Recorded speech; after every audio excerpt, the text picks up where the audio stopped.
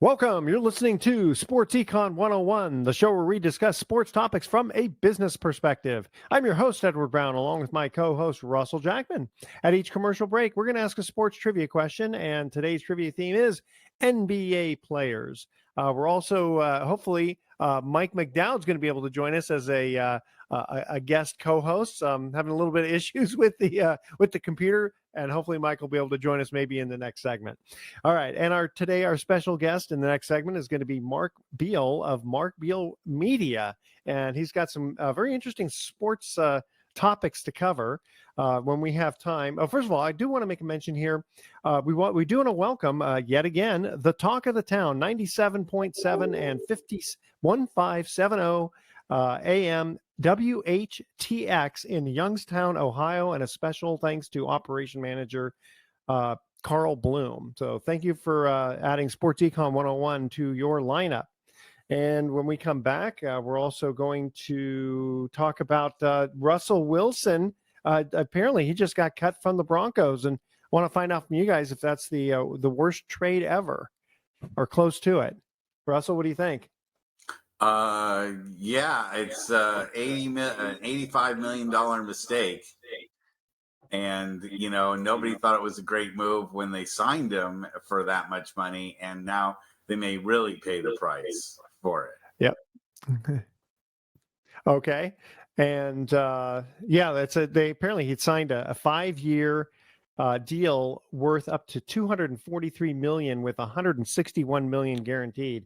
That's a lot of matzo balls to make a mistake on. And I think Mike's going to be able to join us in the next segment here. So what we want to do here is we're going to go ahead and go to our first commercial break. And when we come back, we're going to introduce Mark Beal and find out who is this guy. He's going to give us a little bit of a rundown of who he is, what we're going to be talking about. And then we're also going to add Mike McDowd onto this. All right. So stay with us. You're listening to Sports Econ 101. Don't touch that dial. We're going to be right back.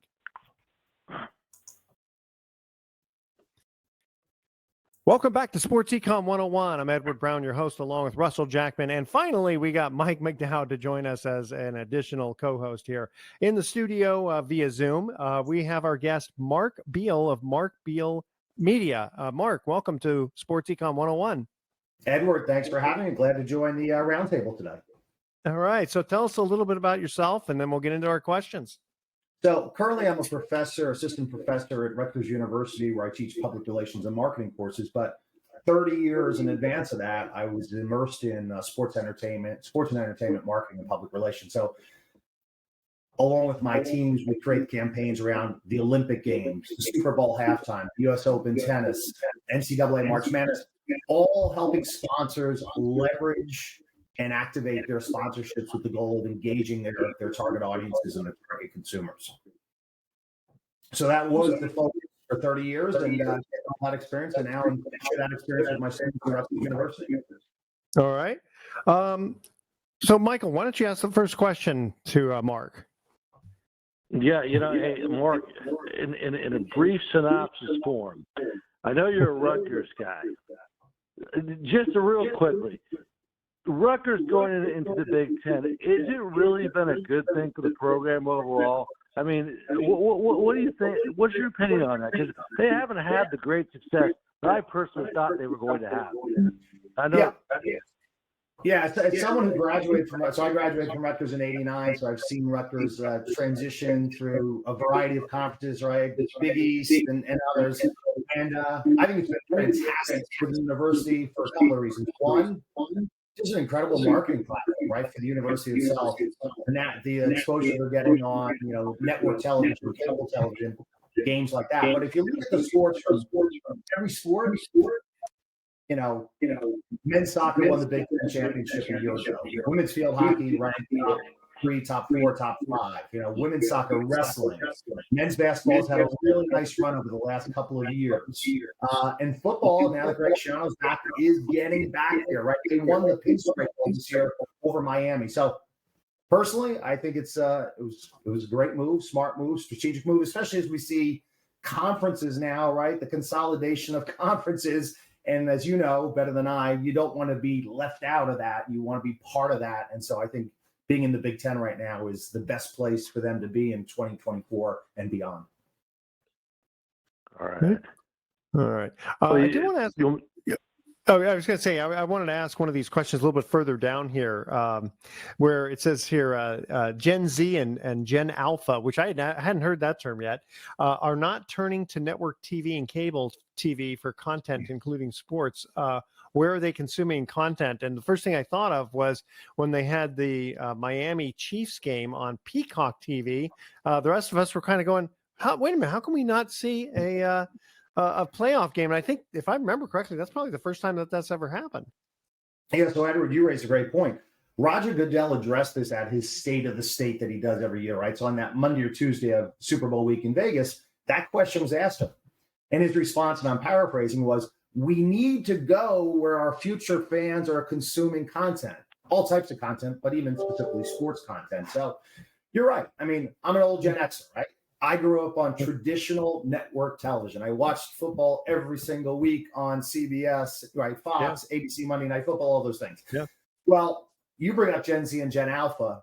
And so real quick, just, Gen Z, according to Pew Research Center, born in 1997 through about 2012. So Gen Z this year, the oldest are already turning 27. So they've been out of college and working for a couple of years. But you still have Gen Zers as young as 12 and 13. So let's just say, 6th, 7th, 8th grade and everything in between. And then Gen Alpha, to your point, Edward, is the next generation. So they're in essence age 0 to 11 right now. Okay. And the point is, both these generations, unlike, and again, I can always point my finger at myself, a Gen Xer, they don't consume traditional media, traditional channels. They consume a lot of content, a lot of information, and a lot of sports content. But they're doing it primarily on what I call their big three: TikTok, Instagram, and YouTube. It doesn't mean that they don't once in a while sit in front of this thing we call a television set, but that's not what they do. It's not part of their behavior pattern, right? There's a great. But how are they going to watch like a full football game? You can't watch a full football game. So, I thought a great quote from the former CMO of MTV. Gen Z is the first generation that learned to swipe before they wiped. Since the age of 1, 2, and 3, they're accustomed to, used to, whatever the right word is consuming content on a phone, an iPad, and watching, believe it or not, an entire sports event, an entire game. That's what they're used to. They don't have the behaviors that Xers, boomers, even some millennials have of kind of what we used to call appointment TV, right? Super Bowl's on. I've got to sit down now for the next 5 hours in front of this television and watch Exactly. Big change, and sports leagues, sports teams, sports sponsors, sports properties have to understand that if they're going to have any shot at engaging Gen Z and Gen Alpha. And I'm part of the baby boomers. I'm a little bit toward the tail end of the baby boomers. Sure. And I remember there was something screwy going on with my TV, and I had to actually watch whatever I wanted to watch from my computer. And it was the weirdest thing. I felt like I'm not really watching this thing because I'm used to doing work on the computer, not watching something on the computer screen. But to your point, to Gen Z, Gen Alpha, and even young millennials, that's their routine. That's their habit. They're used to that. So let's go on the phone. I watch the whole thing on the phone. I mean, I've done that in an airplane. Sometimes, that's the only way to watch it is with your phone. And Russell here, he's the computer expert. Well, then Russell knows. But go back to your point. Roger Goodell said, we're not getting away from network television. We can't, right? The numbers are there. But we do need to be doing more on the channels that these potential next generations of fans are viewing. So you guys know this, but let's just hit it. First time ever this year, the Super Bowl, first time ever in 58 years, aired on Nickelodeon. First time, right? Always been on a network. Yeah. While it was on the network this year on CBS, it was on Nickelodeon. I watched the Nickelodeon telecast. Completely different approach, right? They explained what a field goal was. They explained what a punt was. Because the audience for Nickelodeon was a Gen Alpha audience, most likely parents of, and the kids who were 7, 8, 9, 10, who maybe have been watching their first football game for the first time ever. Well, if I remember correctly, hearing the Super Bowl on Nickelodeon, didn't they have cartoon type things going on? Oh yeah, did they do it on this one too? And there was green slime, and so completely different telecast. But I think it's innovative. I think it makes a lot of sense. It's a way to again introduce the league, the Shield, the brand, the game to this next generation. because that next generation again isn't sitting around watching CBS. They're just not. And I sure hope they saved a lot of that green slime for when that punt bounced off the back of the 49ers. Oh yeah. I would use a lot of green slime for that. But I do have a question or a statement, which is that, I don't mind the fact that they would make it available for streaming. What I have a big problem with is like the Kansas City versus Miami game, where it's only on streaming. And it's one thing to make streaming a supplemental addition to viewing, but when you say you have to get, because what I am really afraid of is eventually the football will be on 17 different channels during the year. Each week will be a different, pay service that you need to watch your team play on. So you've got to get subscriptions to 17 different services. And then the playoffs will be all on different services. And then the Super Bowl will be on a different service. So to watch football, you'll have to pay $2,560 per year. Yeah, exactly. You might as well just fly to the game. Hey guys, we have to cut to our commercial break, and I just want to make one thing really quickly that I still remember being like 4 years old watching football with my dad, not understanding it, and going, "Dad, why are all these guys falling down?" Right? So that new Nickelodeon would have been perfect for me back then. Okay, here's our first trivia question on NBA players, and if you guys remember, don't say anything until we get back if you know the answer. Which player attempted a record number of free throws, 39 of them, in an NBA postseason game? That's our trivia question. All right. Okay. Which NBA player attempted a record number of free throws, 39 of them, in an NBA postseason game? All right, stay with us. You're listening to Sports Econ 101. Don't touch that dial. We're going to be right back.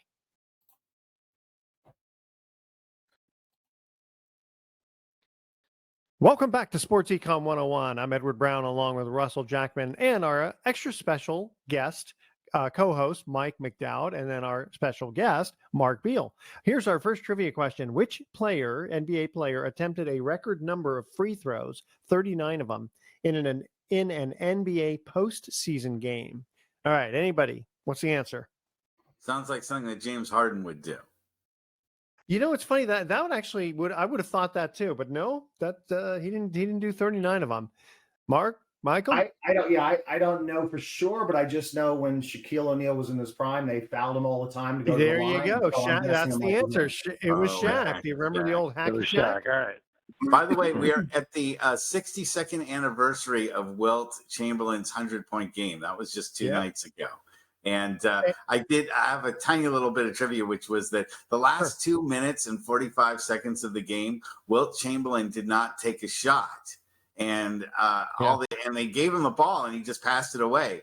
And they asked him, why didn't you score more than 100 points? 100? He said, because 102 doesn't sound as cool as 100. It's funny. I wonder, it's like, who was actually counting? Because a lot of times guys don't even know how many points they have. Until the end of the game. And it's so funny. We've had Al, I've said this before. We've had Al Adels on the show before. And he says, he goes, one time me and Wilt scored 117 points in a game. I love that. Let's see here. Michael, do you want to ask one of the questions to Mark? Yeah. Mark, I know you just hit Nickelodeon. And for me personally, it was a strange thing. I mean, is that where we are? And I want to ask you a more specific question, but it just seems like we're dumbing down the game so much. You're hitting an audience that obviously, I guess, doesn't know football, and I guess that's the whole goal of showing a Super Bowl on Nickelodeon. Well, I think so. We look at bigger picture, and again, the four of us on this round table, we're not the audience, right? Because we've been around, we've watched our share of games, we know the history of the sport and all that. But any and all sports leagues, sports teams, they do need to start looking at, okay, how do we engage an 8, 9, 10, 11, 12, 13, 14, 15-year-old? Because I don't want to say it, guys, but one day we're not going to be the fans anymore, right? We're going to be beyond, and they're going to need to figure out, how do I engage this next generation, whether it's Gen Alpha, Gen Z, and all those. So I think it's about entertaining. It's about educating. It's about informing. It's about, another point that we all brought up. When we were growing up, we had very few options. First of all, we had no social media. Two, we had ABC, NBC, CBS, maybe an independent station. Yeah. Prior to 1980-ish or so, we didn't even have ESPN.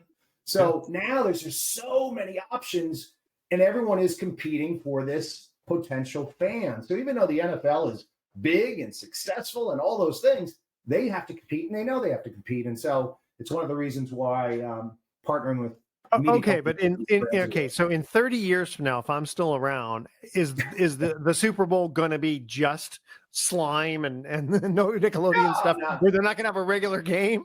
No, I don't think so. But I'll and it goes to Russell's point earlier, and I'm not trying to be bold here and in response to what Russell said, but I think Russell went down the right path. Just last night in Vegas, you had Carlos Alcaraz and Rafael Nadal compete in Netflix's only second ever live sporting event. Yes, it's an exhibition. I get that. I told my students, 10, 15 years from now, Super Bowl could be on Netflix. Right? It could be. I'm not saying. Yeah. It's all about the Benjamins, baby. It's all, yes, absolutely. So I just wonder how much did Peacock have to pay? That was a very big anticipated playoff game between Miami and Kansas City, because we all knew it was going to be really cold and all that kind of stuff. I wonder how much did Peacock have to pay to get the rights to that and exclusive rights? Well, you've got obviously the partnership with Sunday Night Football and NBC already, right? So there's already a partnership of some sort there. Yeah. Sure. And so for lack of a better word, there's already a relationship. Now that game, and I know Goodell was very big on this, it averaged 23 million viewers, which was a big, big number. So yes, not everybody has Peacock and can simply just dial into Peacock, right? Some folks who dialed in had to go pay for it. But I guess the point he was making is that, the media landscape is evolving, the media landscape has changed, and some of those potential fans are, spending more time on things like Netflix and Peacock and other, even Thursday Night Football on Amazon Prime, right? I mean, 5, 6, 7 years ago, you'd say, there's no way there's going to be a game on Thursday night. It's only going to be on Amazon Prime. But, I'd like to see the statistics on how many people signed up for Peacock just to watch the game and then canceled. Yeah. Very interesting. Let's see here. Let's if we don't mind, let's kind of move on. We were talking basketball before. You're talking Will Chamberlain there, Russ, and LeBron first to reach 40,000 points. Holy smokes! I mean, think about that. That's figured. Let's say 20 years, 2,000 points. And he might have another 5 years in it. He might have another 5 years left in his, pocket, especially. Well, he's going to be 40 this year. You think he's going to play till he's 45? He's probably arguably one of the best player on the Lakers and certainly in the top 5 players in the league right now. Yeah. Given his numbers, he hasn't had a lot of significant injuries. And he, if he's willing to take a bench role later in his career, he might be able to extend out his career. But he's going to be able to play at least another 3 years without massive injury to him. I think he'll play at this level for another 3 years, maybe another 2 years as a bench player. And the Lakers really don't have any other plans for what to do outside of LeBron. So, the Lakers are going to, do like they did with Kobe, which is get on their hands and knees and beg him to stay until, he literally can't move anymore. Because that's what they did with Kobe. Well, hey, let me ask you on these stats. Do they include postseason?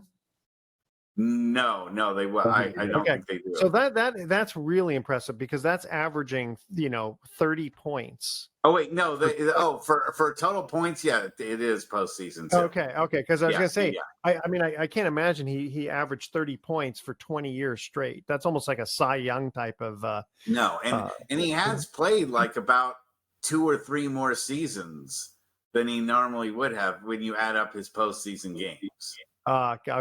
Okay. Listen, it's still impressive. I didn't want to take it away from it, but wow. Well, and guys, real quickly, LeBron's got plenty of juice in his tank still. He's still Yeah, I agree. physically superior to a lot of NBA basketball players. He can hop out of the arena. He can run fast. He's been proving it all year long, including the pre-NBA tournament that I didn't watch very much of. But he wanted that tournament, and that was part of his legacy. Now he's got plenty of juice left in the tank. And isn't he? It seems like his 3-point shot has gotten better. I don't know. Yeah, he can shoot the ball. Let's face it. Yeah. All right. It's funny. I know that Russell doesn't really like to talk about this, but there are a couple of quick things that were mentioned here. So last week I was watching. So this male high school basketball player injured 3 girls before halftime because he was, he decided he wanted to be a girl, for these games. Well, I don't want to say just for the games, but and I think the other team's coach said, you know what, we're going to forfeit this game because it's halftime and I've got 3 of my players injured. The reason I mentioned that is because apparently Olympic boxing is now going to allow the transgender males to compete against women. Did you hear about that? Can you imagine what that's going to do? It definitely would be something I think people would be interested in watching, but I'm trying to think of, did they have women boxing in the Olympics? I don't remember that. I believe women boxing has been in the Olympics. I'm trying to think of how many times, but the way things work now, it's interesting. So LA 28, which is the next time the Olympic Games will be on U.S. soil since winter 2002 in Salt Lake, and Summer Games since '96 Atlanta. Yeah. The Olympic Games now, the host organizing committee, they can add 5 sports for those Olympics. Now, those sports may not carry over.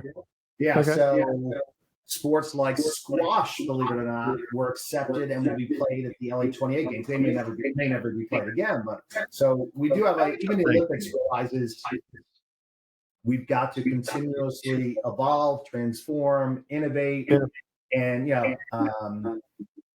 kind of. I'm still waiting for tiddlywinks to come. I'm a tiddlywink champion.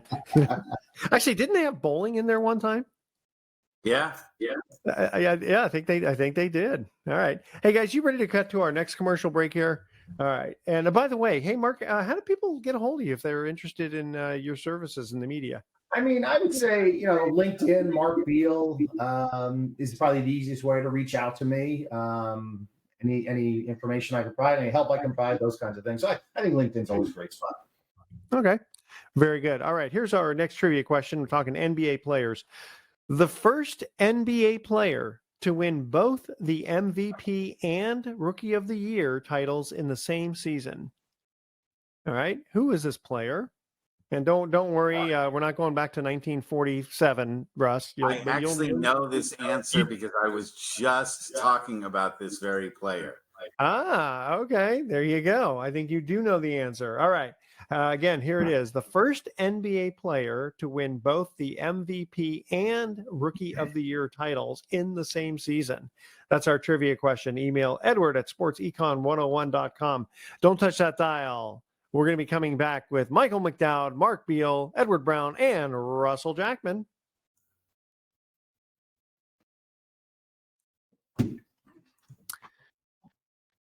Welcome back to Sports Econ 101. Edward Brown here along with Russell Jackman, Michael McDowd, and Mark Beal. All right, our second trivia question. The first NBA player to win both the MVP and Rookie of the Year titles in the same season. Mr. Russell Jackman, what is the answer? Well, it's funny that you bring this up because I was just talking to my best friend who's a huge NBA fan about who was the only. There have only been 2 players that have gotten it. One is the guy that we just talked about, which is Wilt Chamberlain. Yeah. But who is the second player to do that? I'm thinking if you're throwing that out, Russell, I've got 2 thoughts in mind. One is someone who came over from the ABA, like a Dr. J. No, and I'm going to say it is so off. You'll never guess. You'll never guess. And then the other was going to be maybe an international player, like a Yao Ming. No. Okay, those are my 2. Give me the year. 1968, 69. Ooh, we've heard of the player though, obviously. Oh God, yes. Yeah. Former coach. Willis Reed? No.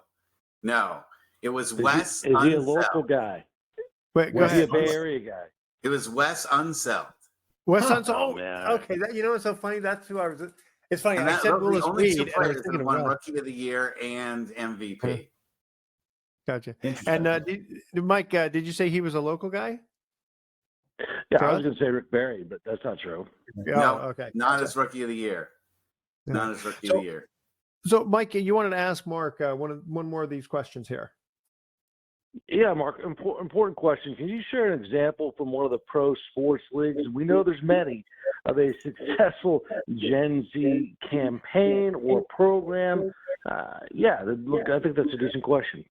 Yeah, we've talked a little bit about football and what they're doing. We talked about Nickelodeon and all that, but the National Hockey League is the only professional sports league that I'm aware of, and I studied this pretty closely, that launched 5 years ago what I call a Gen Z incubator or Gen Z think tank. And every year they bring in approximately 30 Gen Zers from Canada and the US. It's called the NHL Power Players Youth Advisory Board. And so the CMO there, Heidi Browning, is all in on Gen Z. What they do, and any league, any sports team could do this, but very few do. They, in essence, invite these 30 Gen Zers into the boardroom all year long. How can we create better content? How can we make the in-arena experience better?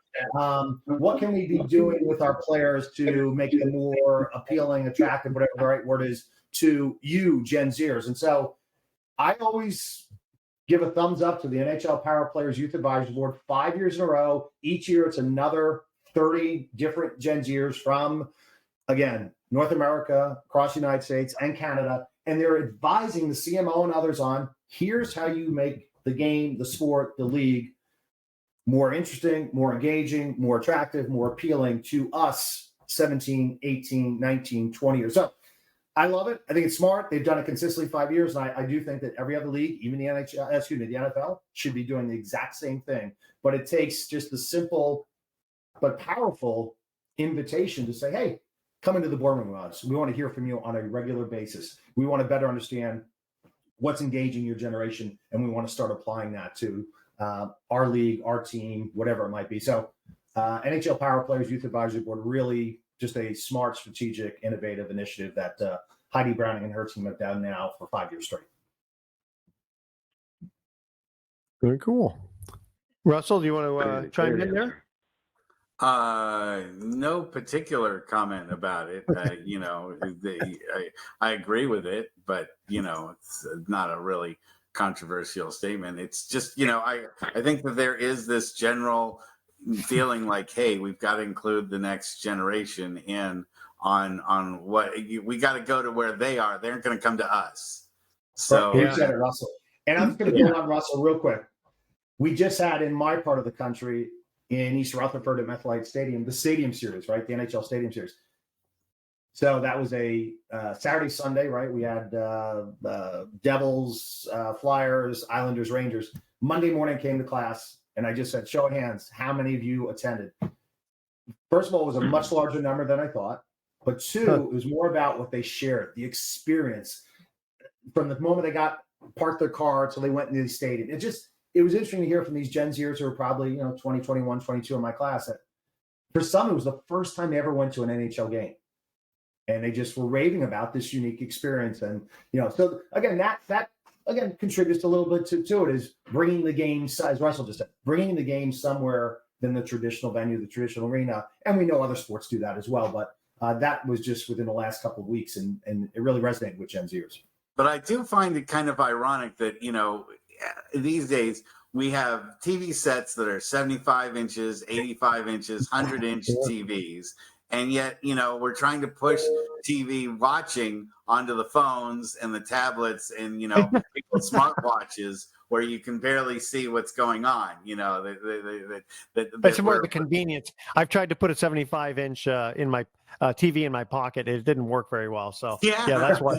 But it's, when I was a kid, the one thing I was hoping for was to stop watching on my little 13-inch color Hitachi TV with rabbit ears and, watch in ultra 4K HD, on an Oh, yeah. 85-inch screen, and now we're all moving backwards to the smaller possible screens, as an audience. So I don't really understand how that works. Listen, I'm old enough to remember I used to have to stand on the TV with the rabbit ears and point my arm to the southwest. Oh, my so that college my dad could get a TV, I picture used to have to touchdown. hit on the side to get it whap it on the side and on the top to get it to, fully come in, the picture to fully come in. So, All right, how many of you guys are old enough or actually did this like I did, where in your car, people would break off antennas before they came out with those springy ones. Now they don't even have them; they're built into the antennas, windshield.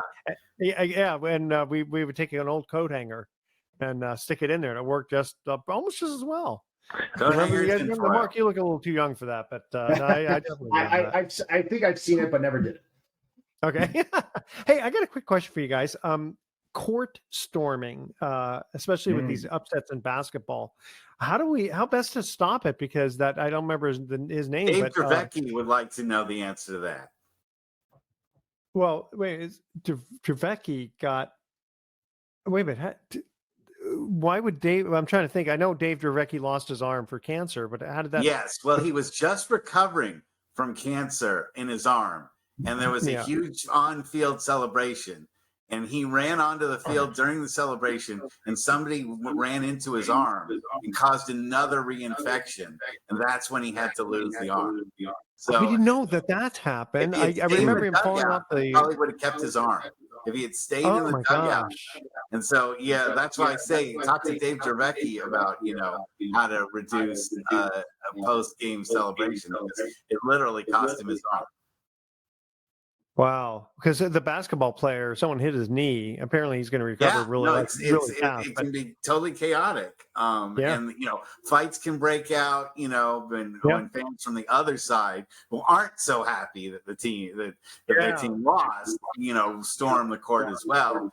And there's just no excuse to get onto a field or a court or what have you. There was I can't remember which game it was, but there was like a big celebration of all these guys piled on each other, and the guy at the bottom was like injured for the next game.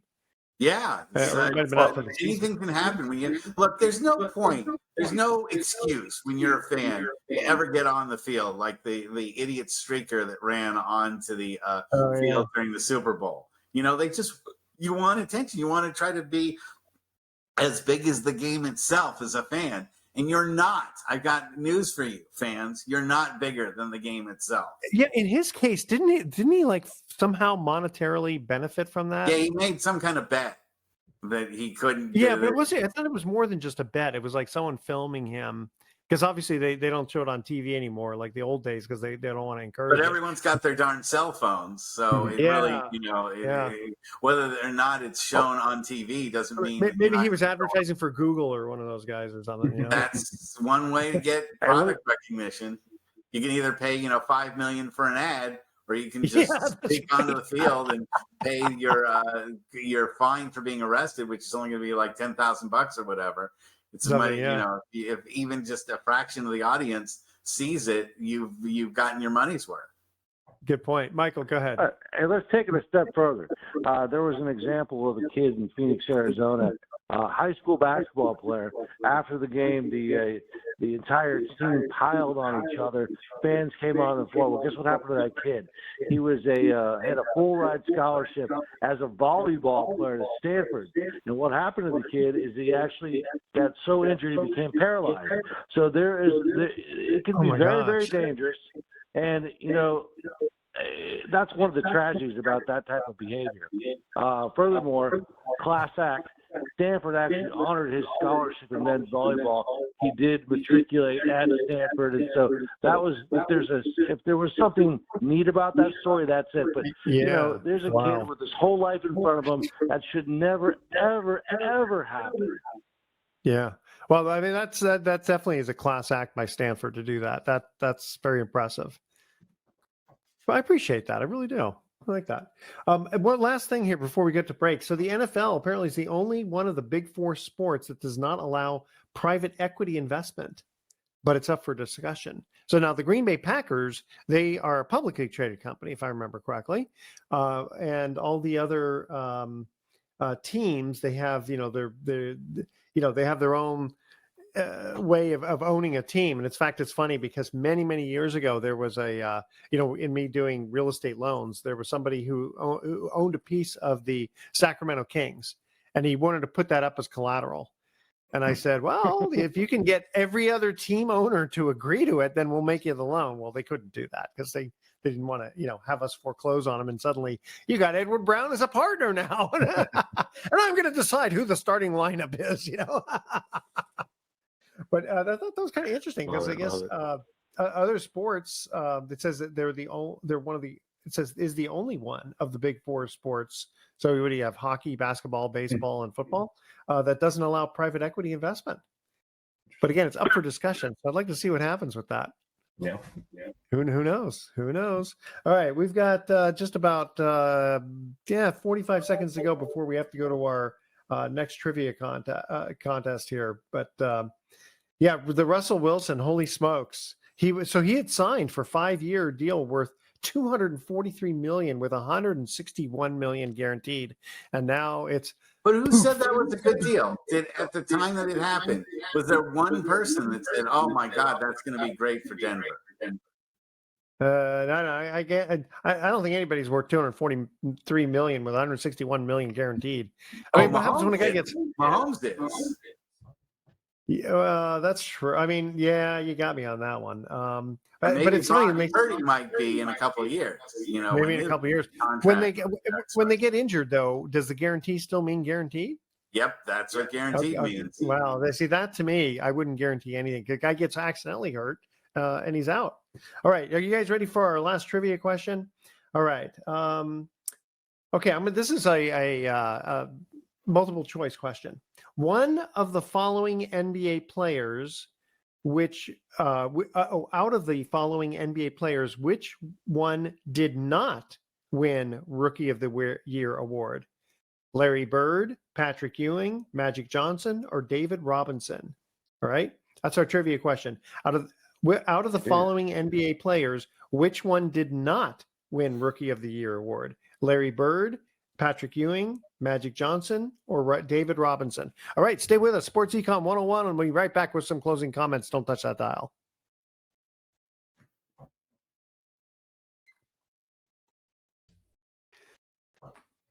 Welcome back to Sports Econ 101. Last time for today, I'm Edward Brown, your host, along with Russell Jackman, Mike McDowd, and Mark Beal.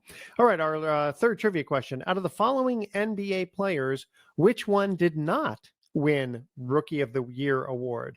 Larry Bird, Patrick Ewing, Magic Johnson, or David Robinson?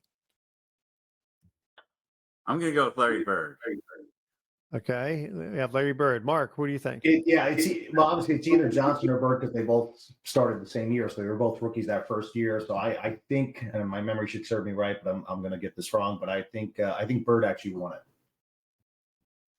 Well, okay, so the question is, which one did not win? I think Magic Johnson did not. Okay, so we have Larry Bird, Magic Johnson. Mike, what's your answer? Well, I kind of agree with Mark there, actually. But I'm just to be different, I'm going to go Robinson, okay? Okay, actually, it was Magic Johnson. He's the only one who did not win Rookie of the Year award. Wow. Yeah, okay. again, and I remember 1979. Yeah. They said, and I remember that those two players, they said, they're the guys who saved basketball back in 79, I think it was.